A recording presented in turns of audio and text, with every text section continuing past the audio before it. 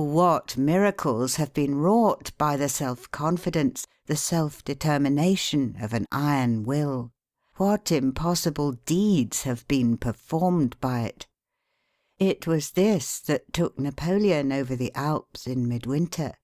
It took Farragut and Dewey past the cannons, torpedoes, and mines of the enemy. It led Nelson and Grant to victory. It has been the great tonic in the world of discovery, invention, and art. It has helped to win the 1,000 triumphs in war and science which were deemed impossible. The secret of Jeanne d'Arc's success was not alone in rare decision of character, but in the seeing of visions which inspired her to self-confidence, confidence in her divine mission. It was an iron will that gave Nelson command of the British fleet, a title and a statue at Trafalgar Square. It was the keynote of his character when he said, "When I don't know whether to fight or not, I always fight." It was an iron will that was brought into play when Horatius, with 2 companions, held 90,000 Tuscans at bay until the bridge across the Tiber had been destroyed; when Leonidas at Thermopylae checked the mighty march of Xerxes; when Themistocles off the coast of Greece shattered the Persians' armada; when Caesar, finding his army hard pressed, seized spear and buckler and snatched victory from defeat; when Winkelried gathered to his breast a sheaf of Austrian spears and opened a path for his comrades; when Wellington fought in many climes without ever being conquered; when Ney, on 100 fields, changed apparent disaster into brilliant triumph; when Sheridan arrived from Winchester as the Union retreat was becoming a rout, and turned the tide; when Sherman signalled his men to hold the fort, knowing that their leader was coming. History furnishes thousands of examples of men who have seized occasions to accomplish results deemed impossible by those less resolute. Prompt decision and whole-souled action sweep the world before them. Who was the organizer of the modern German Empire? Was he not the man of iron? Napoleon and Grant. What would you do if you were besieged in a place entirely destitute of provisions? Asked the examiner when Napoleon was a cadet. If there were anything to eat in the enemy's camp, I should not be concerned. When Paris was in the hands of a mob and the authorities were panic-stricken, in came a man who said, "I know a young officer who can quell this mob." "Send for him." Napoleon was sent for. He came. He subjugated the mob. He subjugated the authorities. He ruled France, then conquered Europe. May 10th, 1796, Napoleon carried the bridge at Lodi in the face of the Austrian batteries trained upon the French end of the structure. Behind them were 6,000 troops.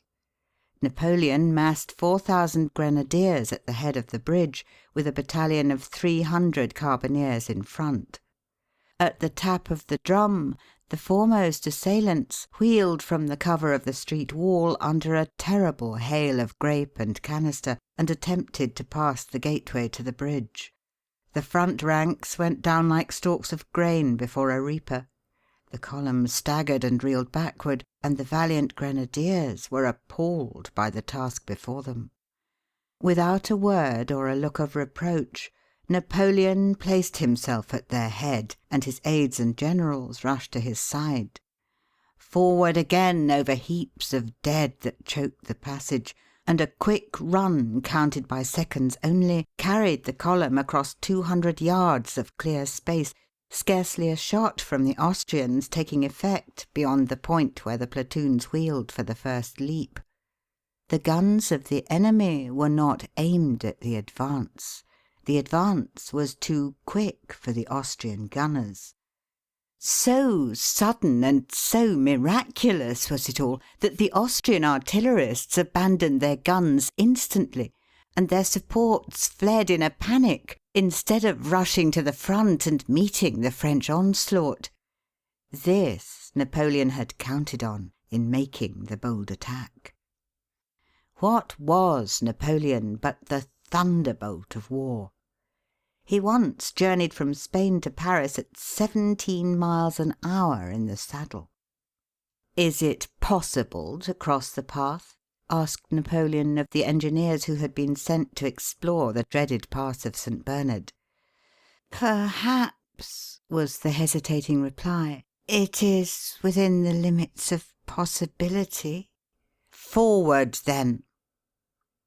Yet Ulysses S. Grant, a young man unknown to fame, with neither money nor influence, with no patrons or friends, in 6 years fought more battles, gained more victories, captured more prisoners, took more spoils, commanded more men than Napoleon did in 20 years. "The great thing about him," said Lincoln, "is cool persistence." Don't swear. Fight. When the Spanish fire on San Juan Hill became almost unbearable, some of the Rough Riders began to swear. Colonel Wood, with the wisdom of a good leader, called out, amid the whistle of the Mauser bullets, "Don't swear. Fight!" In a skirmish at Salamanca, while the enemy's guns were pouring shot into his regiment, Sir William Napier's men became disobedient. He at once ordered a halt and flogged 4 of the ringleaders under fire. The men yielded at once, and then marched 3 miles under a heavy cannonade as coolly as if it were a review. When Pélissier, the Crimean chief of Zouaves, struck an officer with a whip, the man drew a pistol that missed fire. The chief replied, "Fellow, I order you a 3 days' arrest for not having your arms in better order." The man of iron will is cool in the hour of danger. "I had to run like a cyclone." This was what Roosevelt said about his pushing on up San Juan Hill ahead of his regiment. "I had to run like a cyclone to stay in front and keep from being run over."